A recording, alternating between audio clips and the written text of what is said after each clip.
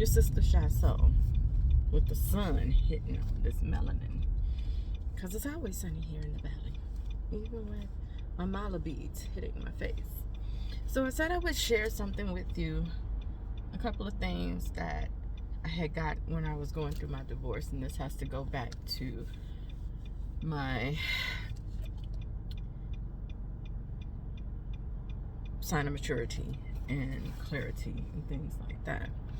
One of the things my pastor had told me was to mourn the loss of my marriage. And what did he mean by that? He meant mourning the loss of the expectation that I had to be married. Because who goes into a marriage thinking you're going to get divorced? I know I didn't. You know, there were things that I should have noticed that, that I didn't. And so he suggested a mourning period, because you mourn the loss of not of the person, but like I said, of the expectation. And when people mourn, there's no period of time for someone to mourn. People think, oh, you should be okay after a while and all this sort of stuff based on what they experienced or what they went through. It's not the same for everyone. But the thing is, when you're looking for another relationship,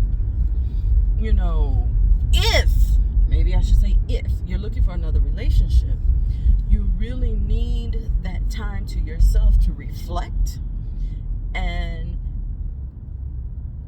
learn about yourself, because that's what I did. Like I said, my ex-husband divorcing me was the best thing that he could have done, because I learned a lot about me and the mistakes that I made as a woman, not necessarily as a wife, but as a woman, that has prepared me to become a better wife. The other thing that he suggested was counseling, and everyone should go through counseling, because there are a lot of emotions involved when you're going through something like this. But his recommendation was not to go to a Christian counselor or Christian counseling group for divorce. He said, because most times what they do is encourage you to stay in the marriage, because it is said that God doesn't like marriage. But sometimes situations are irreconcilable. So it doesn't help. And in the beginning, I did go to a Christian counseling group, but I ended up going to a licensed clinician to talk out my feelings and helping my children that were young at the time be prepared for this. So yeah, that's one thing, that a couple of pieces of advice I had gotten from my pastor. One thing that was said to me was extremely interesting, because it came from a person who my ex-husband worked with. Now, this was a couple, an older couple that we used to admire and say, oh, we want to be like them and everything. I ran into her one day at the farmer's market back in Chicago, like right after we separated. And she told me something that her mom told her. And it still resonates to me to this day. Her mother said to her, sometimes the man you marry is not your husband. And I took that to mean sometimes we marry people and they aren't meant to be our husband or wife, significant other, partner, And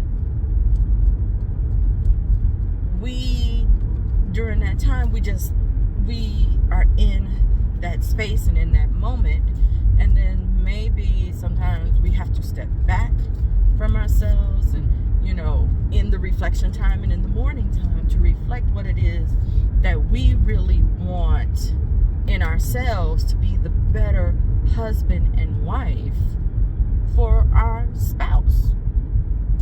You know, like I said,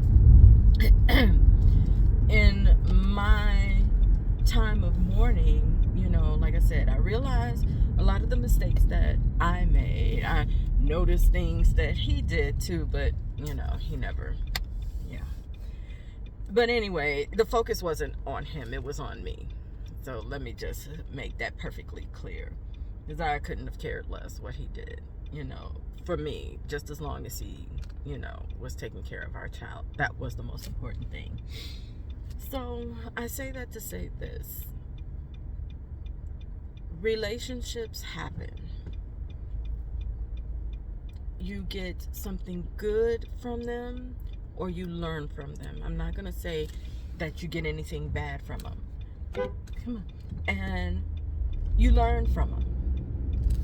You gain from them. Something hopefully that betters you. And then when you're ready, the other thing is learning to be vulnerable, to be able to love again. And that means opening up yourself, because, you know, we're all going to be afraid that the same thing would happen again. I know I have been afraid that, you know, I would get hurt again. In my writings of To My Future, that's one of the things I told my future. I'm afraid of getting my heart broken again. But the thing is, at this age, you know, I don't expect it, but I'm prepared for it. I'm prepared for it. Because, you know, life is life. And life sucks sometimes. You know? But anyway, that's what I had to share. You know, if you're going through, you know, really challenging times in a relationship or in the breakup of a relationship, that it's going to be okay. At some point, it will be okay. Or it will get better. So that's all I got. You know, leave a comment, like and share and subscribe to this content. And I'll talk to you later.